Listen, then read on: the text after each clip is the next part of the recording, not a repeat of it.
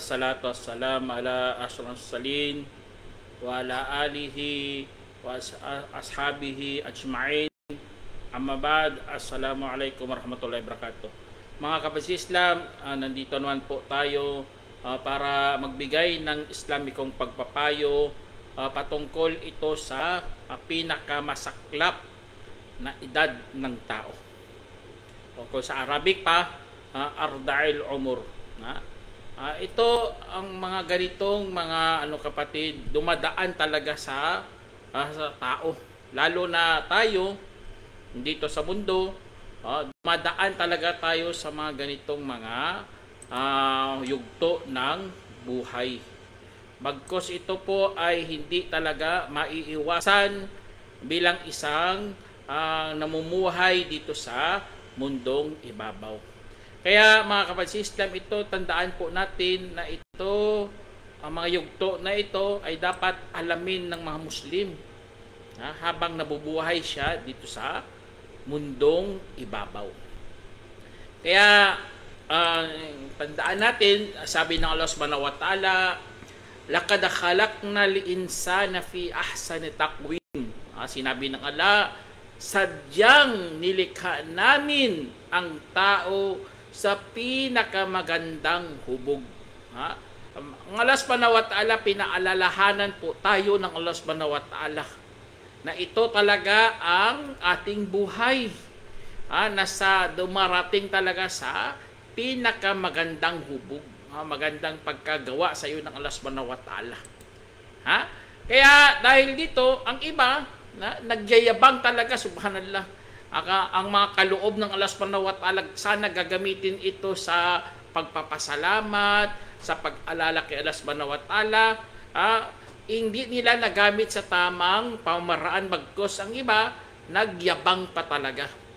Tapos ang iba, akala nila immortal sila sa mundo, na habang buhay nandito na sila sa mundo.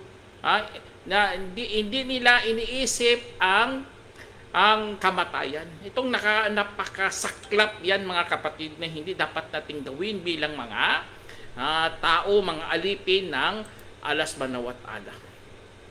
Kaya ang iba na naman nakakaranas din ng ang pinakamasaklap ng edad niya. Minsan sa kamusmusan mga kapatid, ang mga iba inaapi, ang iba inaapakan ng kanilang pagkatao. Yun, nakakatikim din sila sa mga pinakamasaklap nilang pangyayari sa kanilang pamumuhay. Ang iba na naman, bilang mga magulang, nagkaroon siya ng mga salbahing anak, mga ugali. Kaya nagproblemado talaga kanilang mga magulang. Ayun, isa rin yan sa mga pinakamasaklap na pangyayari sa buhay ng isang tao. Ang iba na naman, sobrang alagang-alaga sa kanyang mukha, sa kanyang kagandahan. Hindi mo naman hawak lahat yan kasi mayroong lumalabas talagang yugto kung saan dumarami talaga mga pimples. Ang daming mga tumutubo sa iyong mukha. Kahit anong kuskus mo, kahit anong lagay mo na mga cream, hindi matangal-tangal-tanggal. Kaya yun, ang iba kasi iniintindi nila ang kanilang mukha, kung ano ang ihaharap nila sa mga tao. Kung natubuan sila ng mga ganito, akala nila yun na po ang pinakamasaklap na nangyari sa kanilang buhay. Kaya mga kapatid Islam, lahat, sabi ko sa inyo, nakakaranas talaga ng mga masamang pangyayari. Akala nila yun na po ang pinakamasaklap na nangyari sa buhay niya. Pero hindi po yan tinutukoy sa bilang mga Muslim. Meron talaga pinakamasaklap na edad na tinatawag natin sa Arabic na Arda'il Umur. Sabi ng Allah Subhanahu wa Ta'ala sa Quran, Allahul ladzi khalaqakum min da'fin thumma ja'ala min ba'di da'fin quwwah thumma ja'ala min ba'di quwwatin da'fa wa shayba yakhluqu ma yasha'u wa huwal alimul qadir. Sinabi ng Allah Subhanahu wa Ta'ala, si Allah ang yaong lumikha sa inyo mula sa kahinaan at pagkasunod ay ginawa niya matapos ng kahinaan ang kalakasan at pagkasunod ginawang matapos ng kalakasan ang kahinaan at at pagkasunod ginawa pagkatapos ng kahinaan ang katandaan at ang kahinaan. Lumilikha siya ng anumang kanyang nanaisin, ang Allah, ang maalam, ang may kakayahan. Kaya natutukoy natin mga kapatid sa Islam, na napapansin natin na mayroong talagang yugto ng buhay natin na tayo'y napakarupok, tayo ay napakahina.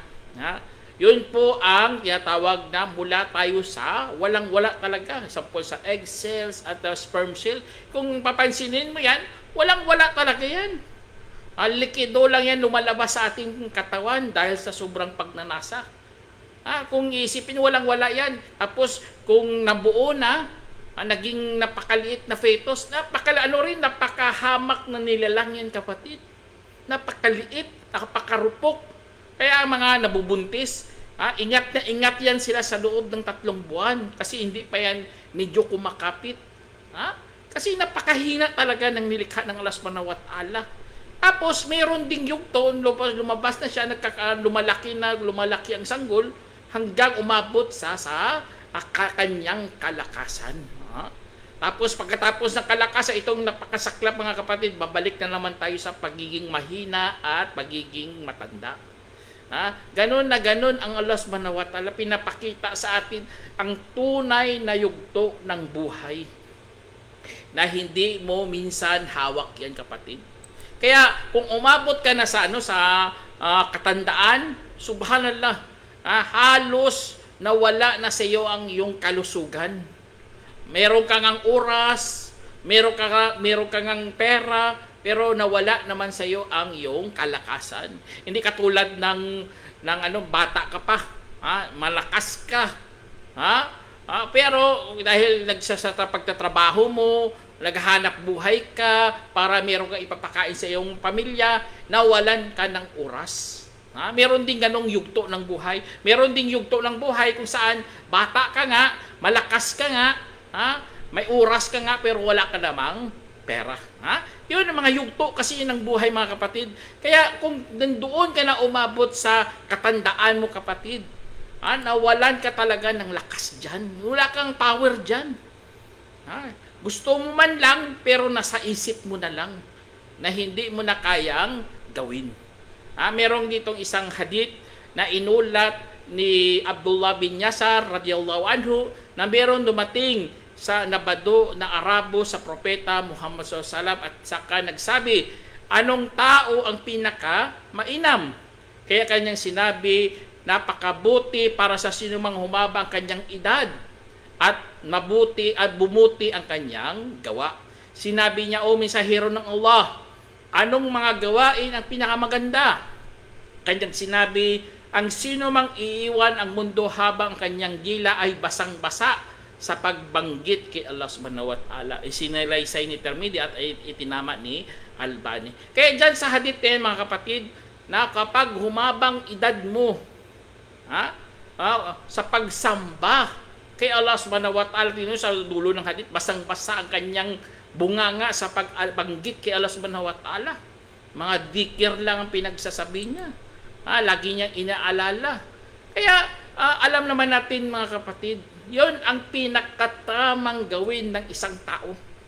Kapag ang katandaan, sa totoo lang, yan po ang paalala ng Allah Subhanahu wa Ta'ala na kailangan mo nang magbalik loob kay Allah Subhanahu wa Ta'ala.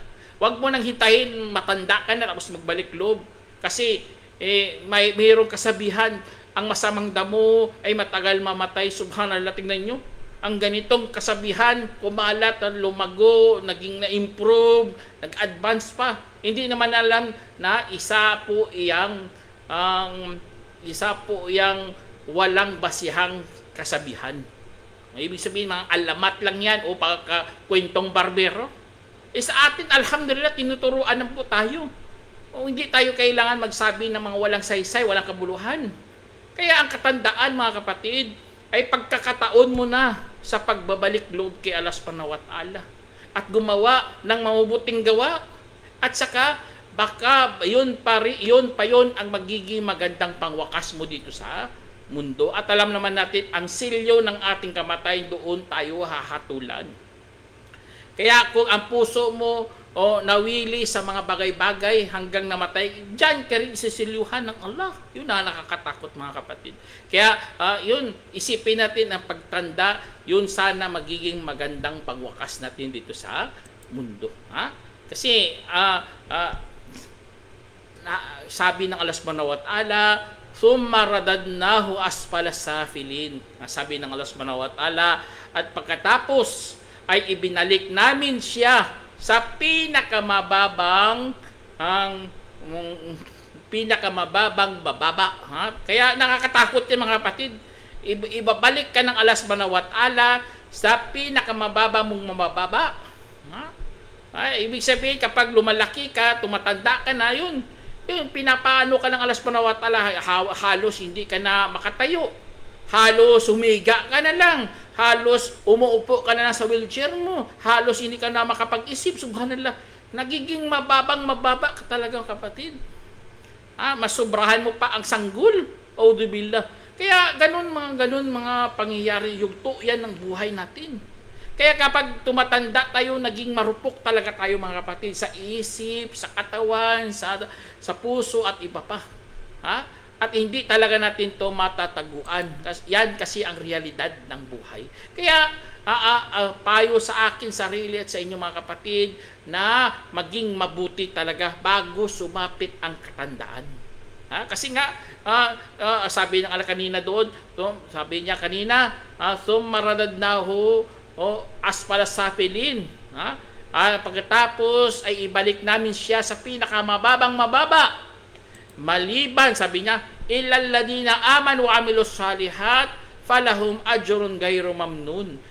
Maliban sa mga naniwala at gumawa ng mga mabubuti, kaya mapapasa kanila ang pabuyang walang humpay. Allahu Akbar. Tignan niyo. Kung tumatanda ka pala, tapos hindi ka pa mabait, wala ka talagang gantimpala kay Allah. Hindi ka nagpakabuti. Dapat magpakabuti ka, dapat maniwala ka. Gagawa ka ng mga mabubuti. Kasi nga, mapapasa kanila ang mga pabuyang walang humpay. Walang putol, walang humpay. Bigay ng bigay si Allah subhanahu wa ta'ala. At alam naman natin sa kabilang buhay, mga kapatid, ang habag ng Allah, 99 yan, 100. Isa lang ang ibinaba dito sa mundo. At itinago doon ang 99. Doon yung ibubuhos ng Allah subhanahu wa ta'ala sa mga nagpapakabuti. Kaya huwag nating dito sa mundo nga, bumaba tayo kasi matanda na po tayo. Pero dapat gumawa ka ng mga magkabutihan. Itong tinutukoy ng talata dito sa Suratul Tin. Maliban sa mga naniwala, sa mga gumagawa ng mga mabuti, para mabukod po tayo sa mga pinakamasaklap na edad, tapos hindi ka pa gumagawa ng kabutihan. Ngunit, ang problema, mayroon pa rin nagpatuloy sa kasamaan, subhanallah. Gumagawa pa rin ng mga masasama kahit matanda na siya. Kaya, ang edad niya, kahit umabang edad niya, maging sumpa yan sa kanya. Auzubillah. Sumpa talaga. Meron nga isang hadith na ang Allah subhanahu wa ta'ala hindi niya titignan, hindi niya kakausapin, hindi niya titignan, hindi ka titignan, hindi kakausapin ng Allah sa araw paghukom. Nabanggit doon ang matandang nagzina, nangalunya pa, matanda na, nangalunya pa, subhanallah. Meron pang nabanggit din doon na mahirap pero mayabang, subhanallah. Kaya wala ka namang lakas. Sa totoo lang, matanda, wala namang lakas yan. Tapos magnasa siya, pero walang lakas ang kanyang, walang tagatulak ba kung ano pa, walang force, walang tagatulak, bakit gagawa pa siya ng ganitong krimen, ganong sa pagiging sutil kay Allah subhanahu wa ta'ala, pero ginawa niya pa rin. Kaya, auzubillah, kaya hindi talaga siya titignan, hindi siya dadalisayin ng Allah subhanahu wa ta'ala sa pagdating ng araw ng paghukom. Tapos ang iba naman, mga masasamang matatanda, mga kapatid, alam naman natin, naging mahina na siya sa pagtayo ng mga obligasyon. Tignan nyo. Mahina na siya, nawalan na siya ng kakayahan. Hindi niya na nga kayang tugunan ang kanyang pangangailangan personal. Hindi na siya makaihi ng maayos, hindi na siya makadumi ng maayos, hindi na siya makaluto, hindi na siya makakatugon ng kanyang pangangailangan, mga kapatid. Tapos, ganun pa rin. Naging masama pa siya, subhanallah. Yun ang mga sinasabi ko sa inyo, mga kapatid, na magiging sumpa sa kanyang pinakamasaklap na edad. Tapos, ang iba na naman, bumabata, mga kapatid. Bumabata ang kanilang pag-iisip. Hindi na sila makaisip ng, makakaunawa ng maayos. Sinabi ng Allah subhanahu wa ta'ala, sabi niya, wa may yu'ammirhu nunakkishu fil khalq afala yaqilun, sabi ng Allah. At ang sino mang aming ipinahaba sa kanyang ang edad ay aming ibabaliktad siya sa pagkalikha. Hindi pa ba nila nauunawaan? Allahu Akbar. Tingnan nyo, mga kapatid. Ang Allah subhanahu wa ta'ala, kung humahabang edad mo, na ano ka pala, babaliktarin din ng Allah subhanahu wa ta'ala. Katulad ng utak. Ang utak, isa sa mga patunay talaga ng Allah subhanahu wa ta'ala na hindi mo talaga hawak ang iyong katawan. Kung gustong kunin ng Allah, ang isip mo, subhanallah, kahit anong doktor yan puntahan mo. Meron nga na tumubo sa kanyang utak ang tumor. Pinaoperahan niya, subhanallah. Wala, patay kaagad. Hindi mo talaga hawak ang ano mo niya, ang mga ganong mga bagay, mga kapatid. Kahit pinagkalooban ka na ng Allah subhanahu wa ta'ala na malaya ka sa pagpipili, sa pagpapasya, ngunit hindi mo pala hawak lahat-lahat yan. Kung gusto kunin ng alang yung utak, ang pag-iisip, wala ka talagang kakayahan.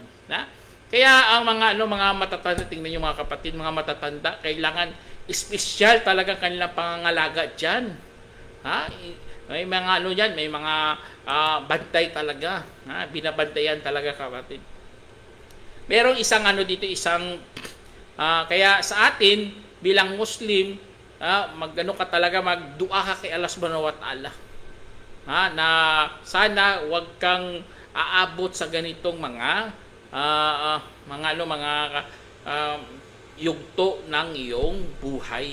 Tulad sa hadith dito na inulat ni Abdullah radiyallahu anhu na sinabi dati ng Propeta sallam, kapag hapon, humapon na sa atin at humapon na ang kaharian para kay Allah, at papuri para kay Allah na walang Diyos maliban sa Allah, na nag-iisa na walang katambal, para sa Kanya dinagdagan ang salaysay ni Jarir. At sabi dito na tungkol naman kay Zubayb, na dati sinabi ni Ibrahim bin Suwaid, walang Diyos maliban kay Allah nang nag-iisa, na walang katambal para sa Kanya at para sa Kanyang kaharian at kapapuri, at siya sa lahat ng bagay ay may kakayahan. O aking Panginoon, umihiling ako sa iyong kainaman sa gabing ito at kainaman pagkatapos nito, at pagpapakop ako sa iyo laban sa masasama kung anong meron sa gabing ito at kasamaan pagkatapos nito. O aking Panginoon, magpapakup-kup ako sa iyo laban sa katamaran at sa kasamaan ng pagkatanda. Tingnan nyo, ganun ang dua talaga. O sa pagtatakwil. Yun ang dua, mga kapatid. Humingi talaga kayo ng pakup-kup kay Allah subhanahu wa ta'ala. Kasi nga, siyempre naman, ang iba kasi maging ulyanin. Hindi mo talaga mag-ulyanin. Meron nga ang dahilan pala dyan, ang ugat mo sa utak mo, natatakpan pala. Natatakpan, may bukol, o ano pa dyan, mga na yan. Kaya nawawala ang iyong memory. Nawawala ang memory mo, humina yung pag-unawa, minsan maparalyze ka pa, udibila. Kaya ganun na ganun, mga kapatid, hindi mo talagang hawak ang buhay mo, sa totoo lang. Kaya huwag kang magmalaki. Kung umabot ka sa pinakamasaklap mong edad, auzubillah. Kaya patunay talaga na hindi ka talaga tatagal dito sa mundo. O makinaryas nga nasisira, kagamitan nga natin, mga kasangkapan natin sa bahay. Nasusunog nga, nasisira kahit anong ingat mo. O hindi nga nasira pero nabagsak, nasira. Subhanallah.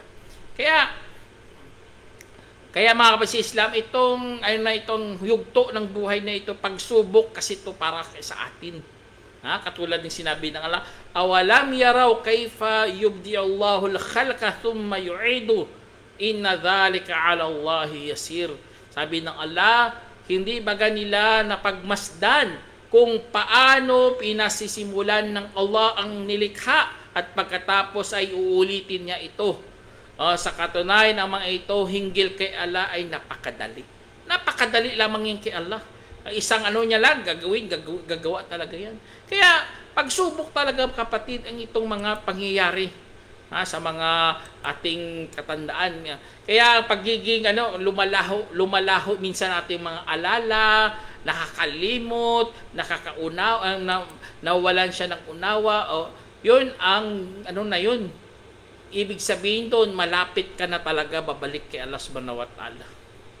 Mayroon isa sa mga sinabi rin ng Allah subhanahu wa ta'ala, napakalinaw talaga. Sabi niya, Allahu khalaqakum thumma yatawaffakum wa minkum may yuraddu ila arda'il umri likay la ya'lama ba'da ilmin shay'a inna Allah alimun qadir. Sabi ng Allah, at si Allah ang lumikha sa inyo at pagkatapos kanyo'y kanyang babawiin at meron din nabuhat sa inyo ang pababalikin sa pinakamasaklap na edad upang wala na siyang malalaman matapos ng kaalaman ng anuman. Subhanallah. Tignan nyo, ganun na ganun pagkasabi ng Allah.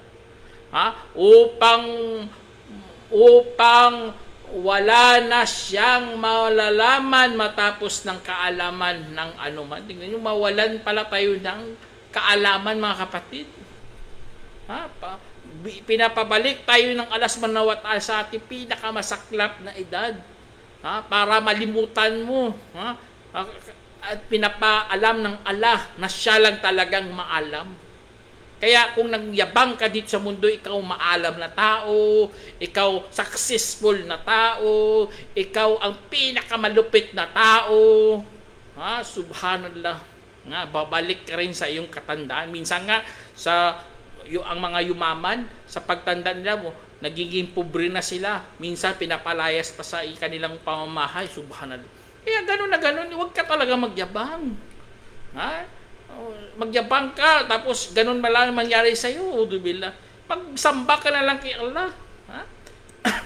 Sana maging leksyon sana to sa ating mga kapatid, na pinapaabot tayo ng Allah subhanahu wa ta'ala sa ganitong yugto ng buhay, sa ating pinakamasaklap na edad. Kasi ang Allah subhanahu wa ta'ala, mga kapatid, yun ang ng Allah subhanahu wa ta'ala. Gusto niya, minsan akala mo malusog ang iyong pangangatawan, pero ulyanin ka naman.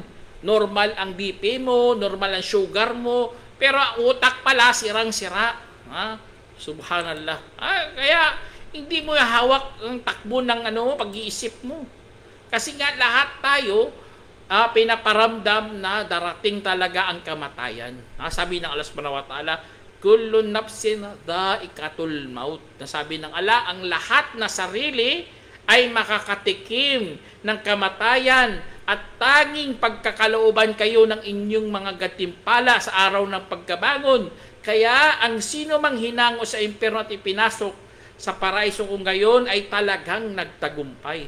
At ano naman ang buhay sa mundo kundi isang kagalakang pampahibang. Tingnan nyo, kagalakang pampahibang. Kasi ganun ang mundo nakakahibang. Kaya mag-ingat talaga kayo, kapatid. Kung di mo alam yan, dapat alamin mo na. Tayo lahat, babalik tayo kay Allah subhanahu wa ta'ala. Kaya tignan nyo, isa sa mga pinakamagandang huwaran talaga, ang propeta Yaqub. Si propeta Yaqub, subhanallah, ang kanyang sinabi dito, sabi niya, Qala Rabbi inni wahana al-azmu minni wasta'ala ra'su shayba walam akong bidu'aika rabbi syaqiya. Sabi ng Allah subhanahu wa ta'ala na kwento to ni Propeta Yaqub. Alam naman si Yaqub, yung tatay yun ni Yusuf alayhis salam. Sabi niya, o aking Panginoon, katiyakang humina na ang buto mula sa akin at napuno na ng uban ng aking ulo at hindi ako sa pananalangin sa iyo, o aking Panginoon, naging madalamhati. Allahu Akbar, tingnan nyo. Ganun palang gawin natin. Kahit tumanda tayo, hindi natin pinuputol ang ating relasyon kay Allah subhanahu wa ta'ala. Sa pananalangin, kahit hindi dumarating ang pananalangin mo, hindi ka naging madalamhati katulad sa ginawa ni Yaqub. Hindi siya nagdadalamhati sa pananalangin sa Allah subhanahu wa ta'ala. Bagkus, patuloy pa rin siya sa pananalangin. Allahu Akbar. Kaya kung tanggap mo pa ng sarili mo, matanda ka na, nagdua ka pa kay Allah subhanahu wa ta'ala, hindi ka nagdadalamhati sa pagdudua. Iba kasi, subhanallah, kung hindi lang ang kinugon ang kanyang panalangin, grabe ng kanyang rereklamo.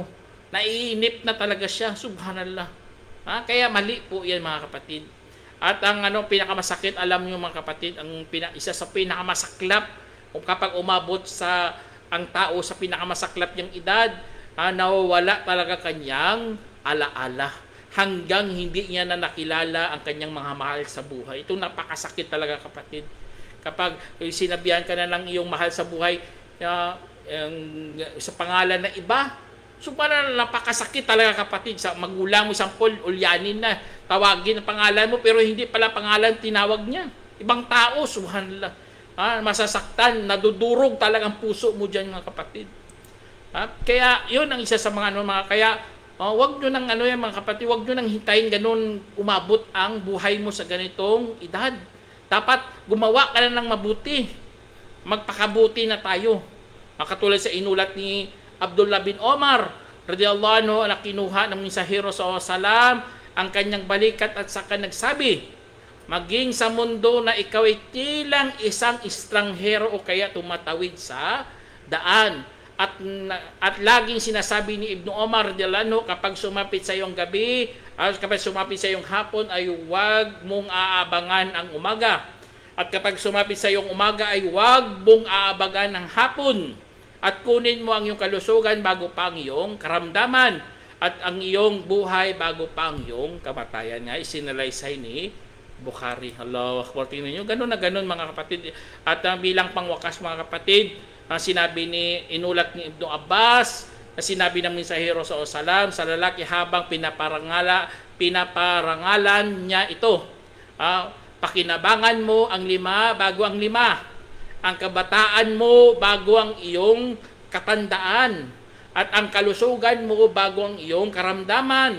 Ang kayamanan mo bago ang iyong kahirapan. At ang bakanting oras mo bago ang iyong trabaho. At ang iyong buhay bago ang iyong kamatayan. Isinalaysay ni Hakim at itinama ni Albani. Allahu Akbar. Kaya mga kapatid sa Islam, itong isa sa mga payo bilang kapatid nyo sa Islam, na sana pakinabangan natin ang oras natin. Huwag kang magiging pabaya, bagkus maging madambot ka rin sa oras mo sa paggawa ng kabutihan para kay Allah subhanahu wa ta'ala. Sana meron kayong napulot ang aral, mga kapatid. Hanggang dito na lang. Assalamualaikum warahmatullahi wabarakatuh.